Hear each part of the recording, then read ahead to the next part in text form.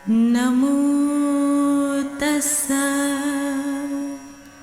भगवतो अरहतो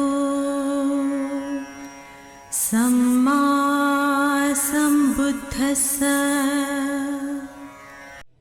बुद्ध और उनका धम्म बाबा साहेब डॉक्टर अंबेडकर द्वारा रचित कालजयी पुस्तकों के इस रचना संसार में आपका स्वागत है।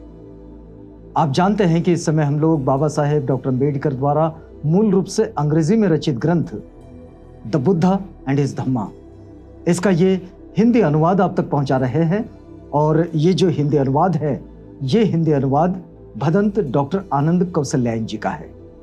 तो आइए इस कड़ी में आगे बढ़ते हैं, आपको याद दिलाते हैं कि ये जो बुद्ध और उनका धम्म का इस कड़ी में जो अध्ययन हो रहा है और ये जो पठन पाठन की प्रक्रिया चल रही है, ये बुद्ध और उनका धम्म के तृतीय कांड का चौथा भाग है।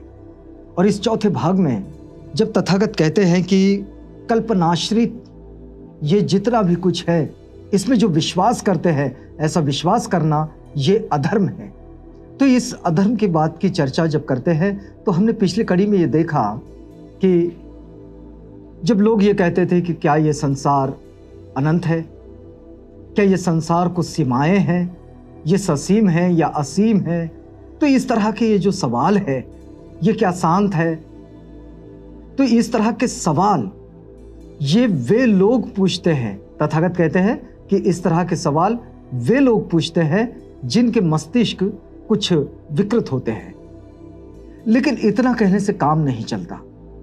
तो अब देखिए कि बाबा साहेब जब इस बात को तथागत बुद्ध के शिक्षाओं के हवाले से समझाते हैं, बुद्ध और उनका धम्म में, तो बाबा साहेब उसको लिखते हैं कि तथागत बुद्ध जब ऐसे धार्मिक सिद्धांतों का खंडन करते हैं तो इसके तीन कारण हैं।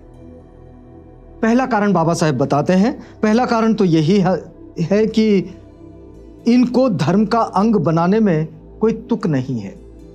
ये जो इस तरह की प्रश्न है, इन प्रश्नों को धर्म का अंग बनाना कि ये संसार असीम है या ससीम है, ये अनंत है या नहीं है, तो इस तरह के सवालों को धर्म का अंग बनाना, मतलब धर्म वो मार्ग जो हम अपना जीवन जीने के लिए स्वीकारते हैं, उसको ग्रहण करते हैं, उस पर आरूढ़ होते हैं, उसमें इन चीजों का कोई मोल नहीं है, कोई तुक नहीं है। यह पहला कारण बाबा साहेब बताते हैं। दूसरा कारण, इन प्रश्नों का उत्तर कोई सर्वज्ञ दे सकता है।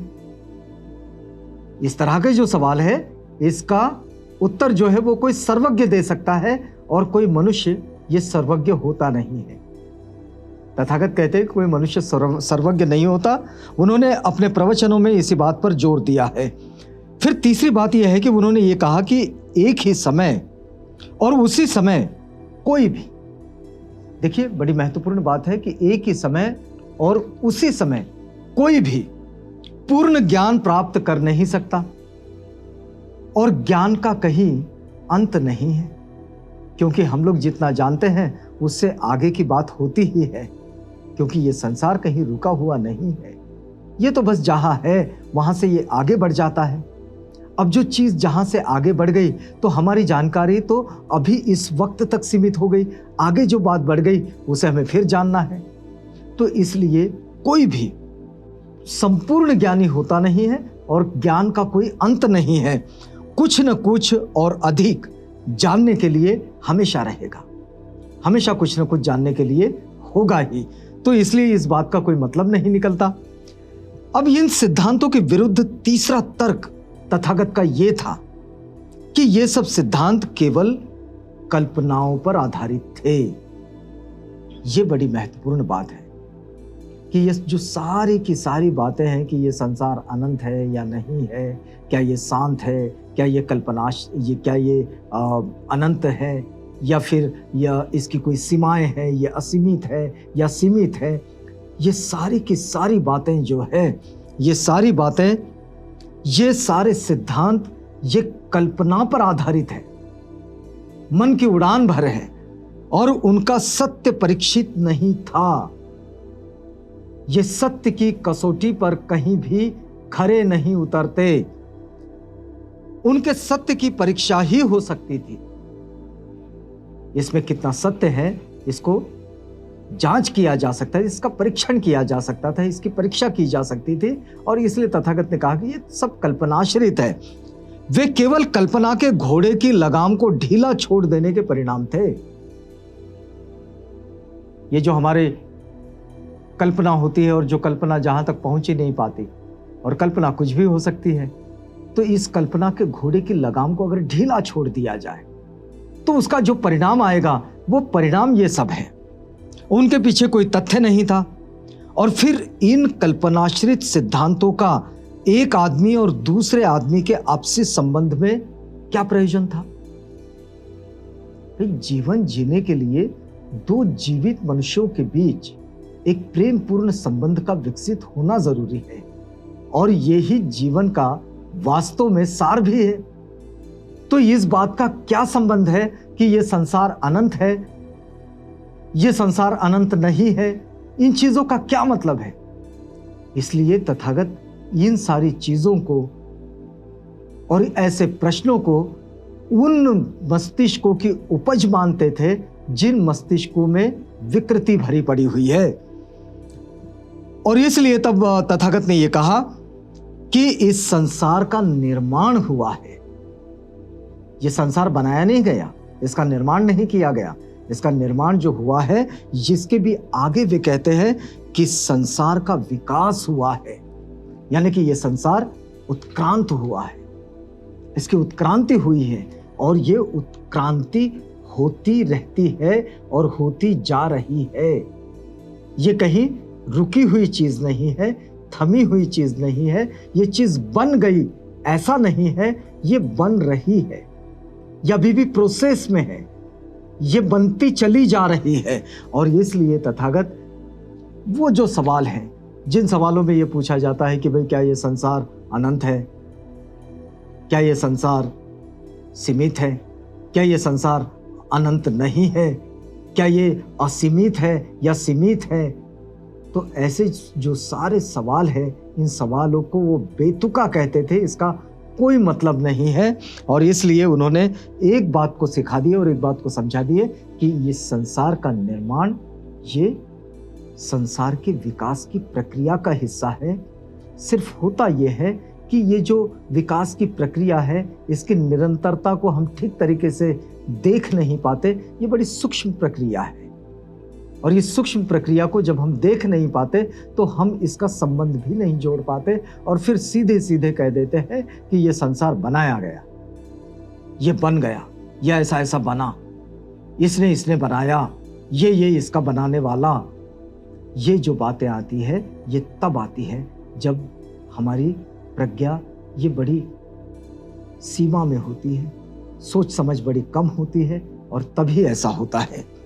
तो यहाँ बाबा साहेब ने इस अध्याय को खत्म किया है, जिसका शीर्षक उन्होंने लिखा था कल्पनाश्रित में विश्वास, ये अधर्म है।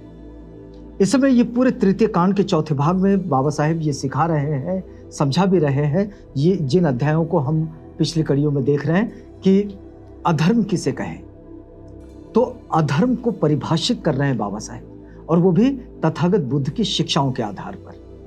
तो आइए यहां हम आगे बढ़ते हैं। यहां देखिए फिर एक 7वां अध्याय, एक छोटा शीर्षक लिखते हैं बाबा साहेब कि धर्म की पुस्तकों का वाचन मात्र, धर्म की पुस्तकों का वाचन मात्र ये अधर्म है। बहुत सारे लोगों की ये बात है जिनको लगता है कि धर्म ग्रंथों का सिर्फ पठन होना चाहिए, और लोग धर्म ग्रंथों का पठन समूह में भी करते हैं, उनके धार्मिक स्थलों पर भी करते हैं। धार्मिक पुस्तकों का मात्र पठन करना ये अधर्म है, ये तथागत कहते हैं। अब देखिए इसी बात को जब संत कबीर कहते हैं तो कबीर कैसा कहते हैं, अरे पोथी पढ़ पढ़ जग मुआ पंडित भया ना कोई, अरे ढाई आखर प्रेम का पढ़े सो पंडित होए। बात बड़ी साधारण सी है कि कोई बहुत पुस्तकों का अध्ययन कर ले, धर्म ग्रंथों का अध्ययन कर ले, लेकिन अध्ययन को सिर्फ पढ़ते ही रहे और उसका जीवन में कुछ न उतारें, तो वो दो कौड़ी की बात हो गई, उसका कोई मतलब नहीं निकला। और इसलिए बाबा साहेब ने ये शीर्षक लिखे हैं कि धर्म की पुस्तकों का वाचन मात्र ये अधर्म है। वे लिखते हैं कि ब्राह्मणों का सारा जोर अपने लिए विद्या पर था और उन्होंने शिक्षा दी है कि विद्या ही अथ और विद्या ही इति। विद्या ही शुरुआत है, विद्या ही उसका अंत है। लेकिन यह विद्या उनके लिए है बस, और किसी के लिए नहीं, इससे आगे कुछ नहीं। इसके विरुद्ध तथागत बुद्ध सभी के लिए विद्या के पक्षपाती थे। तथागत बुद्ध उस मान्यता के बिल्कुल अलग थे कि किसी विशिष्ट समूह को शिक्षा दी जाए। तथागत कहते थे कि विद्या सबके लिए है और वो सबको मिलनी चाहिए।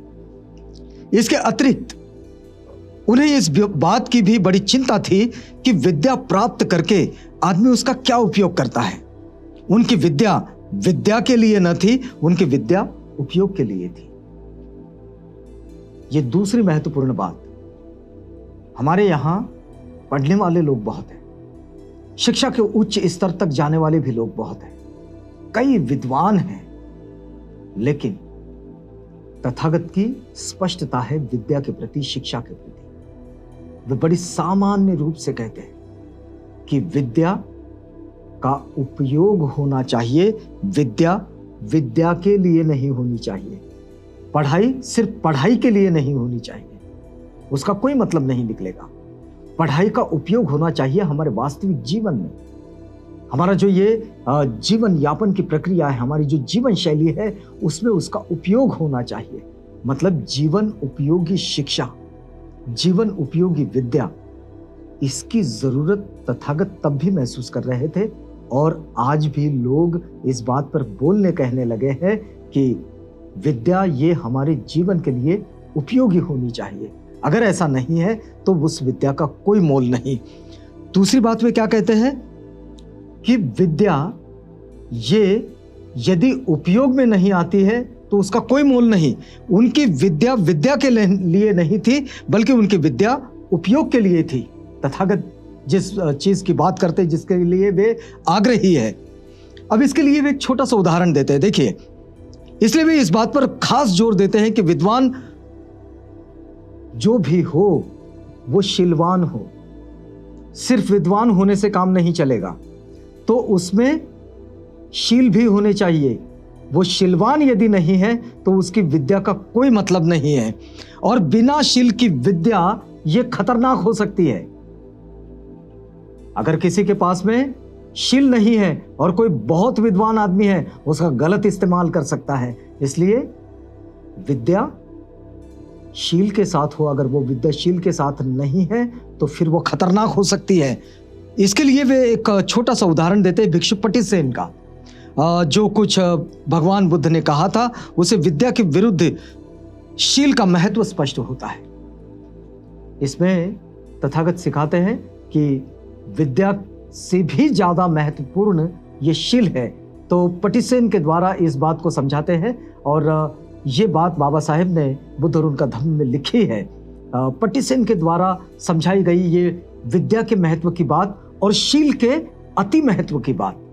इस बात से आपको जोड़ेंगे, लेकिन इसके लिए आपको अगली कड़ी का इंतजार करना होगा, क्योंकि ये वक्त पूरा होता है। तो यहाँ रुकते हैं, अगली कड़ी में आपसे मिलेंगे तो इसी बात में हम लोग आगे बढ़ेंगे। तो तब तक के लिए हमें इजाजत दीजिएगा।